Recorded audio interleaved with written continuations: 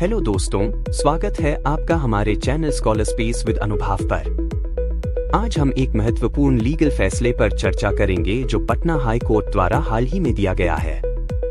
इस फैसले के अनुसार रजिस्टर्ड सेल डीड की सर्टिफाइड कॉपी को सेकेंडरी एविडेंस के रूप में प्रस्तुत किया जा सकता है। हालांकि कोर्ट ने यह भी आगाह किया कि यह केवल ओरिजिनल डॉक्यूमेंट की कंटेंट्स को साबित करेगी, न कि ओरिजिनल डॉक्यूमेंट के एग्जीक्यूशन का प्रूफ होगा।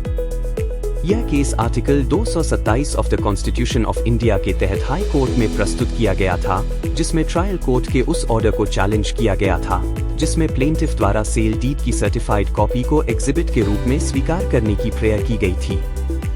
जस्टिस अरुण कुमार झा की सिंगल बेंच ने यह निर्णय दिया और कहा, यह सेफली कंक्लूड किया जा सकता है कि रजिस्टर्ड सेल डीड की सर्टिफाइड कॉपी एविडेंस एक्ट की सेक्शन 74 क्लॉज 2 के तहत पब्लिक डॉक्यूमेंट की कैटेगरी में आती है।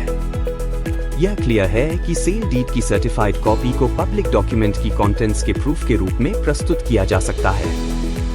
इसे बिना किसी फाउंडेशन के पब्लिक डॉक्यूमेंट के सेकेंडरी एविडेंस के रूप में प्रस्तुत किया जा सकता है।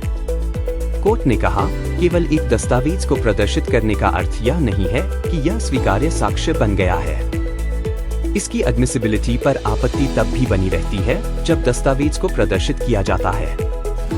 कोर्ट ने sections 74-76 of the Indian evidence act का अध्ययन किया और कहा कि सर्टिफाइड कॉपी रजिस्ट्रार के ऑफिस में रखे गए सेल डीड के पब्लिक रिकॉर्ड का सेकेंडरी एविडेंस है।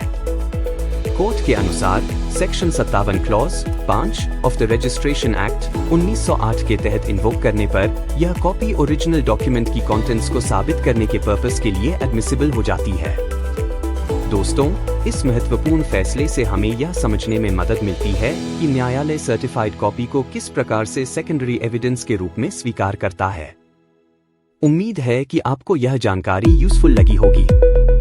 ऐसे ही इम्पोर्टेंट लीगल इश्यूज पर चर्चा के लिए हमारे चैनल स्कॉलर स्पेस विद अनुभव को सब्सक्राइब करना न भूलें। धन्यवाद।